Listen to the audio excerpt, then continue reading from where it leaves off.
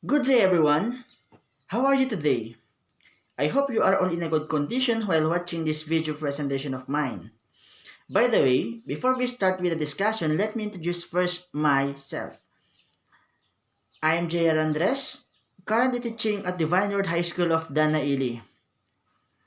I was assigned to report this topic, Establishment and Administration of In-Service Education.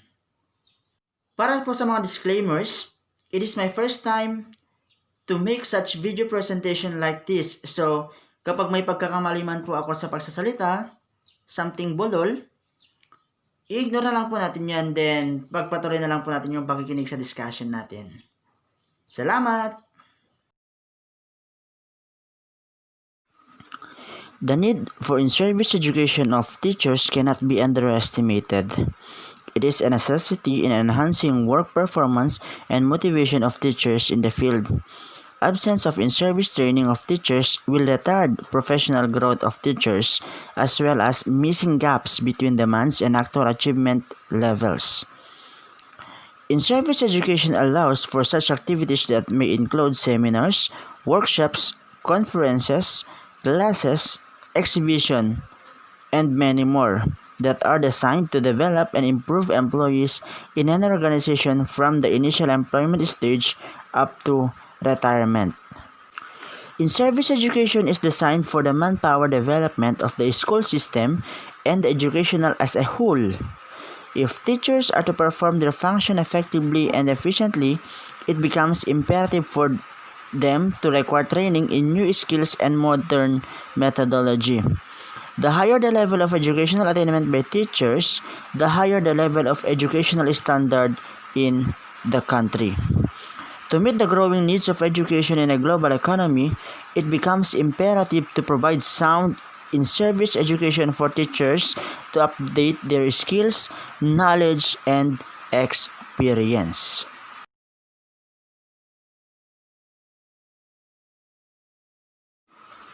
Moving forward, let's discuss the concept of in-service education. By the way, what is in-service education? In-service education can simply be defined as the relevant courses and activities in which a serving teacher may participate to upgrade his professional knowledge, skills, and competence in the teaching profession. Therefore, it encompasses all forms of education and training given to a teacher who is already on the job of teaching and learning. In-service education is staff development which is deliberate and continuous process involving the identification and discussion of present and anticipated needs of individual staff for furthering their job satisfaction. Moving forward, the rationale for in-service education of teachers.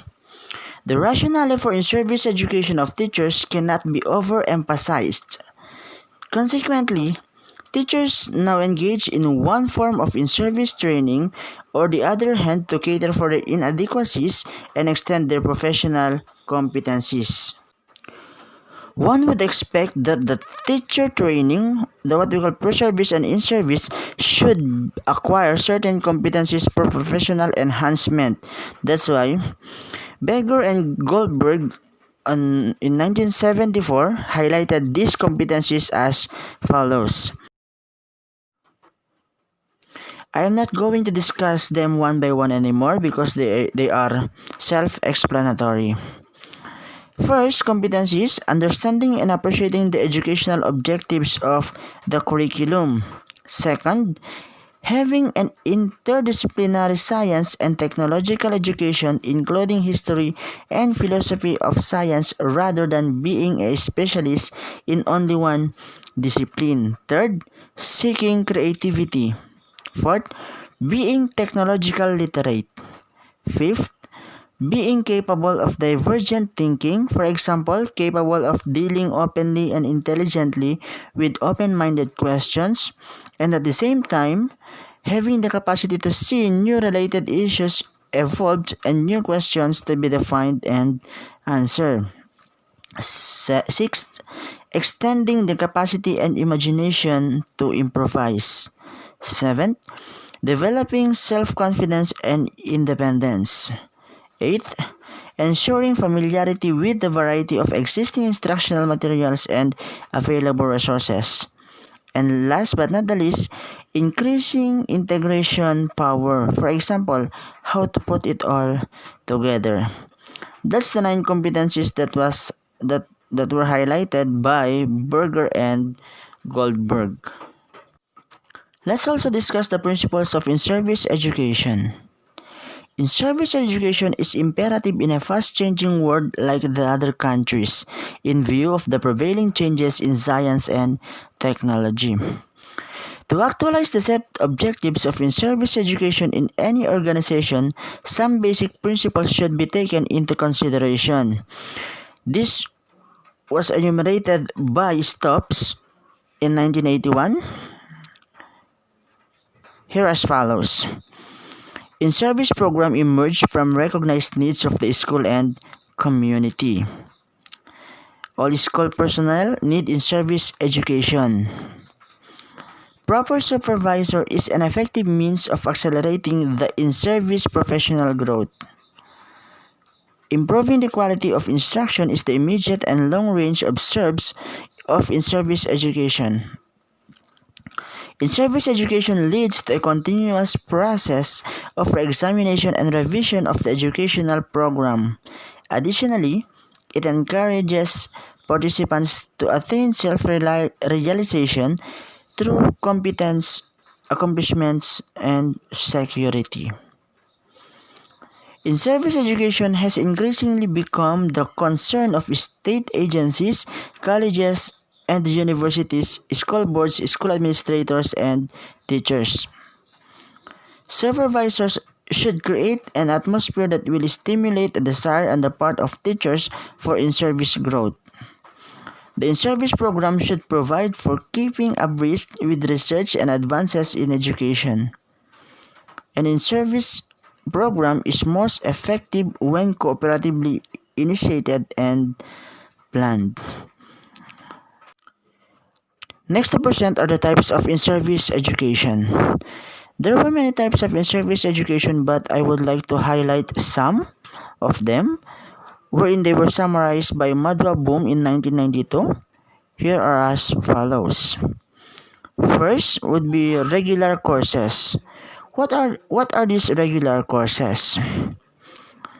These are the full-time courses undertaken during the normal academic session. The period of the program depends on the type of course. For example, MST, MAED, PhD, etc. Next in the list are conferences. These are academic gathering in which certain speaker come prepared, often by invitation or for a fee, to open discussion on some reasonably interesting and controversial theme. Generally, conference attenders come to listen, question the many speakers, make additional prepared or spontaneous contributions to their own, evaluate opinions and points of view, and discuss formally and informally among themselves. We also have workshops. Just like conferences, workshops can be regarded as academic gatherings, but in this case, aim primarily at providing within the intellectual horizons of participants selected functional experiences that will enhance their performance on the job. Workshops are characterized by individual or group role assignments. Resources persons are usually invited who come prepared and provide working procedures to participants. We also have seminars. A seminar is an academic forum whose major purpose centers on reflection or discussion of problems. It is piloted by a coordinator who has a written responsibility of putting down precise or brief summary of the views expressed by each member of the discussion panel. At the end of the session, the coordinator presents the highlights of the view expressed and invites questions, comments, observations, or contributions from the audience to encourage total participation. Next, correspondence courses. In this type of in-service training, there is no physical contact between the teacher and the student. Communication between the teachers and the student is through post, hence the name correspondence education. Lastly, exhibitions. This can be regarded as physical displays of scientific interest intended to enlighten a wide scientific community. They could be of classroom application or in a broader context geared toward solving societal problems. For example, making of soap or dyes from local resources. Let's also talk about the benefits of in-service teacher education. There is no doubt that in-service education will continue to fill the missing links created by the changing society between pre-service education and teachers' effectiveness in the world of work. Teacher education will continue to take cognizance of changes in methodology and in the curriculum. Teachers will be regularly exposed to innovations in their profession. In-service training will be developed as an integral part of continuing teacher education. No matter the efficiency of the service training we give to teachers, there will necessarily be areas of inadequacies. In-service education of teachers will continue to fill these gaps. For example, for library services education, evaluation techniques, guidance and counseling, etc. Let me present to you the benefits of in-service education, which was summarized by Emoji in 1992. First, providing the serving professional teachers ample opportunities of updating their knowledge and skills towards better objective performance and advancement in status without having to resign their employment. We can also say providing the school system the opportunities of retaining the services of trained and qualified teachers while in sandwich in service education program. Next, providing opportunities for increasing the number of trained and qualified teachers at all levels of education.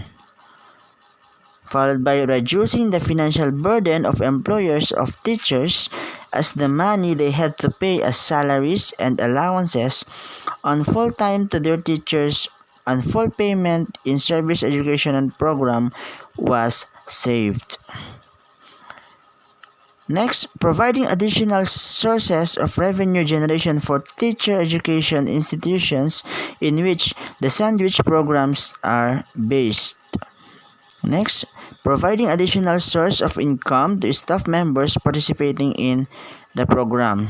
We can also have this providing opportunities for teacher education institution to provide service in an essential area of educational development, especially by putting their facilities and staff into use during the long vacations. In establishing and administering in-service education program, we need to remember the following recommendation. First, there is need to have a well-planned in-service education program with clearly defined objectives, growth, and improvement of instruction and leadership skills. Second, in-service education should be recognized as part of institutional or organizational activities designed by government for staff development and motivation. Third, organizers of in-service education should focus on job-related tasks that are real, practical, oriented, and relevant to the participants. Fourth, efforts should be directed to assist the participants to work in small groups and learn from each other rather than focusing on information dissemination that is not applicable in practical classroom setting or environment. So, ayan classmate, sir, That ends my presentation with my topic, Establishment and Administration for In-Service Education Program. I hope you enjoyed watching. Stay safe always. Bye-bye.